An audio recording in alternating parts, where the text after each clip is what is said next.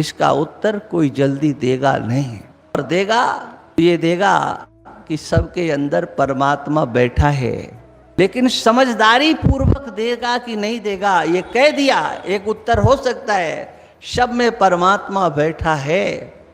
लोग चींटियों को आटा खिलाते हैं, किस लिए? एक धारणा है चींटियों को आटा खिलाओ, चींटियों को आटा खिलाओ, बोले इससे पुण्य होता है, पुण्य होता है। चींटी को आटा खिलाओ तो, गाय को चारा खिलाओ तो, सब में आप पुण्य देखते हो।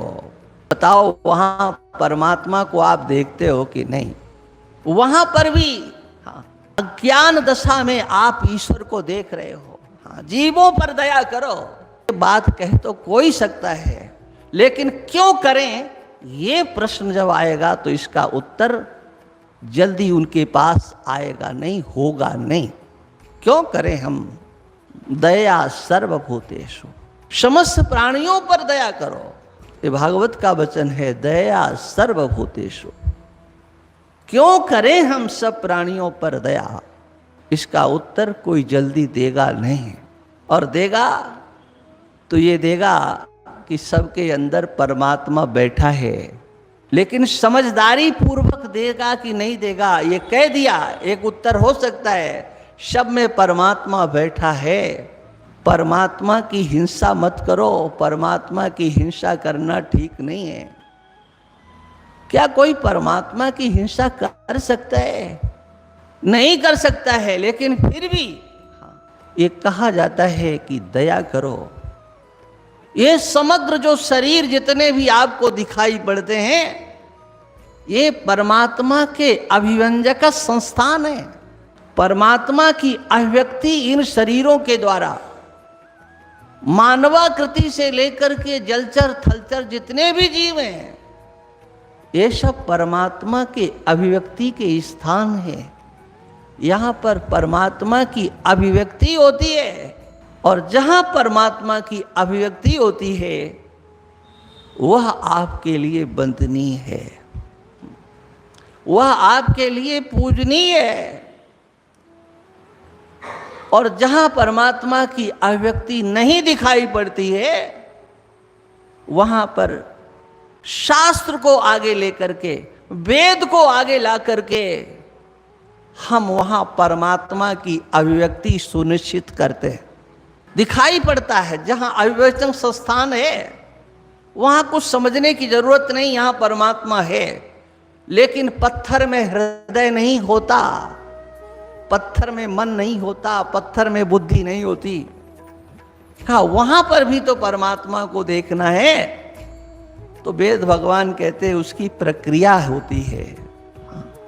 एक सीधे सीधे आप नर्मदा जी में जाकर के एक पत्थर को ले आए, वो नर्मदा जी का पत्थर पत्थर नहीं रहता है।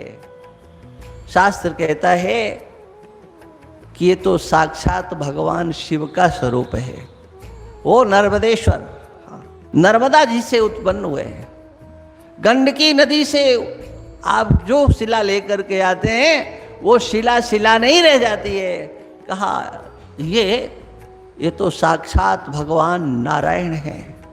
उसमें आप नारायण का दर्शन, नर्मदा जी से जो आप शिला लेकर के आए, उसमें भगवान शिव का दर्शन इन आंखों से नहीं होता है, बुद्धि से भी नहीं होता है। तब शास्त्र के द्वारा वहां पर दर्शन कराया जाता है कि आप यहां ईश्वर को समझो। और फिर उससे भी आगे वहां पर प्राण प्रतिष्ठा की आवश्यकता नहीं होती। नर्मदा जी से जो आप लेकर के आए हो, उसके प्राण प्रतिष्ठा की आवश्यकता नहीं। गंडकी नदी से जो आप शिला लेकर के आए हो, उसमें प्राण प्रतिष्ठा की आवश्यकता नहीं, वो वहां प्रतिष्ठित हैं। आपको मात्र श्रद्धा करना है। लेकिन जो पाषाण नर्मदा का नहीं है, जो शिला गंडकी की नहीं है, कहा उसमें भी ईश्वर का दर्शन किया जाता है। कैसे? परमात्मा सर्वत्र है, सर्वत्र होते हुए भी यहाँ पर हम प्राण प्रतिष्ठा करेंगे। भगवान नारायण की मूर्ति, उसमें वैदिक मंत्रों के द्वारा, वैदिक प्रक्रिया के द्वारा हम उसमें प्राणों की प्रतिष्ठा करते हैं और कहते ये भगवान हैं।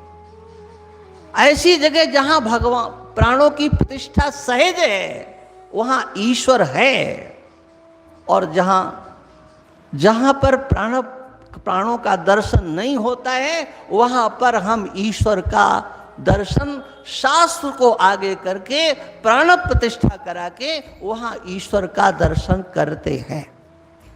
हम ये भाव बनाते हैं कि यहां भगवान है, ईश्वर। हमारे अंदर भी भगवान है।